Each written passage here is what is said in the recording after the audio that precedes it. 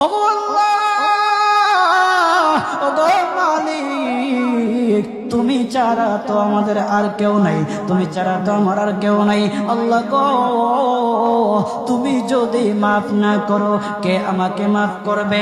তুমি যদি মাফ না করো কে আমাকে মাফ করবে? তুমি যদি আমাকে মাফ করো তাহলে তোমার কোনো দিকে কমবে না, তুমি যদি আমাকে মাফ না করো তোমার কোনো দিকে বাড়বে না। আল্লাহ গো, তুমি আমাকে মাফ করে দাও। সারাটা জীবন অন্যায় কাজ করেছি, সারাটা জীবন নাফরমানি করেছি, আমার কাছে কালেমার দাওয়াত কম আসে নাই, আমার কাছে কালেমার দাওয়াত কম আসে নাই, আমাকে লোকেরা কম বোঝায় নাই। ওগো আল্লাহ, তুমি আমাকে মাফ করে দাও। মাফ না করলে কোথায় যাব, কার কাছে যাব? বাবা যখন মারে তখন মার কাছে আশ্রয় নেওয়া যায়, মা যখন প্রহার করে তখন বাবার কাছে আশ্রয় নেওয়া যায়, বাবা মা যখন প্রহার করে তখন দুনিয়ার কারো না কারো কাছে আশ্রয় নেওয়া যায়। ওগো আল্লাহ, ওগো মালিক, তুমি যদি আমাকে মারো, তুমি যদি আমাকে আযাব দাও, ওগো আল্লাহ, কার কাছে যাব, কার কাছে গিয়া মাফ চাইবো? ওগো আল্লাহ, মেহেরবানি করে মাফ করে দাও। এইরকম কান্না করতেছে, কান্না করতেছে, চোখের পানি তার এমন ভাবে পড়তেছে, দাড়ি ভিজতেছে, দাড়ি ভিজে জমিনের মধ্যে চোখের পানি পড়তেছে, কান্না করতেছে। বান্দাটা কান্না করতে করতে করতে করতে আমার আল্লাহর কাছে এমন গ্রহণযোগ্যতা অর্জন করেছে, মহান আল্লাহ রাব্বুল আলামিন তার ডাকে সাড়া দিয়া তার জিন্দেগির সব গুনাহ মাফ করে দিয়েছে। হযরত মূসা আলাইহিস সালাতু ওয়াস সালামের যুগের ঘটনা। একজন বড় পাপিষ্ঠ ছিল, জীবনে এমন কোন গুনাহ নাই যে গুনাহ সে করে নাই। তার গুনার প্রতি অতিষ্ঠ হইয়া, মানুষ তার গুনার প্রতি অতিষ্ঠ হইয়া গ্রামের লোকেরা তাকে হাত পা বেঁধে জঙ্গলের মধ্যে ফেলে দিয়ে আসে। জঙ্গলের মধ্যে থাকতে থাকে, কিছুদিন থাকার পর মালাকুল মউত যখন তার সামনে এসে উপস্থিত, এর আগ মুহূর্তে সে বান্দা আল্লাহর কাছে ডেকে ডেকে বলতেছে, ওগো মালিক, তুমি ছাড়া তো আমাদের আর কেউ নাই, তুমি ছাড়া তো আমার আর কেউ নাই। আল্লাহ গো, তুমি যদি মাফ না করো কে আমাকে মাফ করবে? তুমি যদি মাফ না করো কে আমাকে মাফ করবে?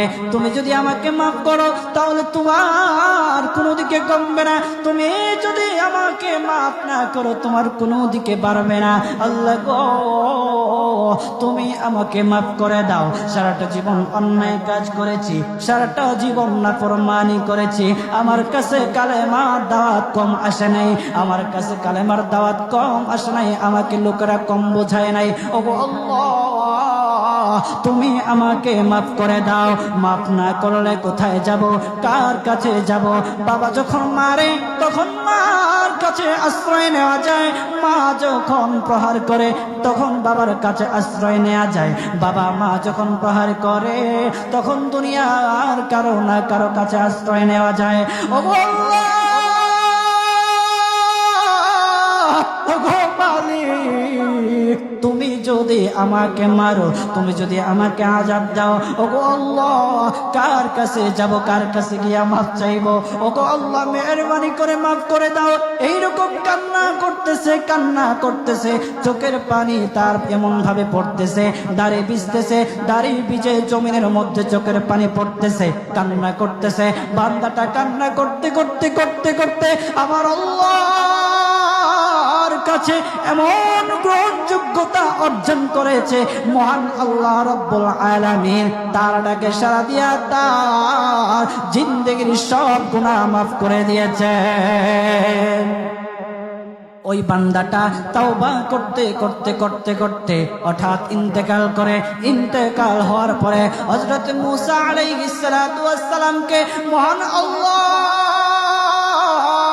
বলে দিতেছে পয়গম্বর মূসা, ও দুস্থ, দেখো অমুক জঙ্গলে আমার একটা পাগলা আশেক, আমার পাগলা একটা আশেক মারা গেছে, ওই আশেকটার জানাজা তুমি পড়াও, দাফন কাফনের ব্যবস্থা করো। ও মূসা, আর তুমি একটা ঘোষণা দিয়ে বলে দাও, একটা ঘোষণা দিয়ে দাও মূসা রে, ও মূসা, তুমি ঘোষণা দিয়ে বলে দাও যে আমার এই বান্দার জানাজার নামাজ অংশগ্রহণ করবে, মহান আল্লাহ তার জীবনের সব গুনাহ মাফ করে দিবে। আল্লাহু আকবার। আরো জোরে বলেন না আল্লাহু আকবার, আরো জোরে বলেন আল্লাহু আকবার। হাত উঠায়া বলেন আল্লাহু আকবার, আল্লাহু আকবার। মুসলমান বাবাজি, গভীর মনোযোগ। হযরতে মূসা আলাইহিস সালাতু ওয়াস সালাম একটা পাহাড়ের উপরে উঠলেন। পাহাড়ের উপরে ওঠার পর তখন ডেকে ডেকে বলতেছে, ও উম্মতেরা রে, আমার উম্মতেরা শুনো, আল্লাহ রাব্বুল আলামিন একটা সুসংবাদ দিয়ে দিয়েছে। আমার আল্লাহ রাব্বুল আলামিনের একটা আশিক একটা ওই অমুক জঙ্গলের মধ্যে মারা গেছে, ওই পাগলা আশিকের জানাজার নামাজ অংশগ্রহণ করো। যদি জানাজার নামাজ পড়ো তখন আমার আল্লাহ তোমাদের জীবনের সব গুনাহগুলি মাফ করে দিবে। কেউ যদি নিজের গুনাহ ক্ষমা করাইতে চাও, কেউ যদি নিজের গুনাহগুলি ক্ষমা করাইতে চাও, তাহলে মহান আল্লাহ রাব্বুল আলামিনের ওই পাগলা আশিকের জানাজায় অংশগ্রহণ করো। তখন লোকেরা দলে দলে জানাজায় অংশগ্রহণ করার জন্য দলে দলে গেল, জানাজার নামাজ আদায় করলো। আদায় করার পর পয়গম্বর মূসা আলাইহিস সালাতু ওয়াস সালামকে বলতেছে, ও আল্লাহর পয়গম্বর,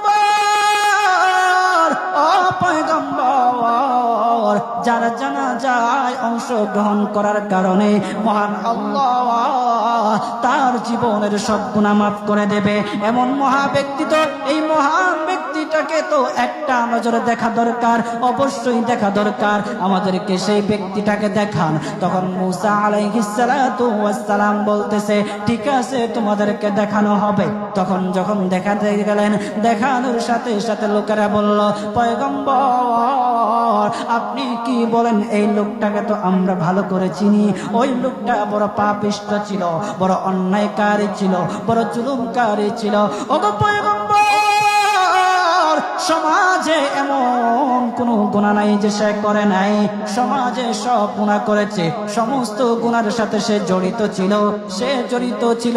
তার গুনার কারণে, তার গুনার কারণে আমরা অতিষ্ঠ হইয়া তার হাত পা বেঁধে আমরা তাকে জঙ্গলের মধ্যে ফেলে দিয়ে আসি।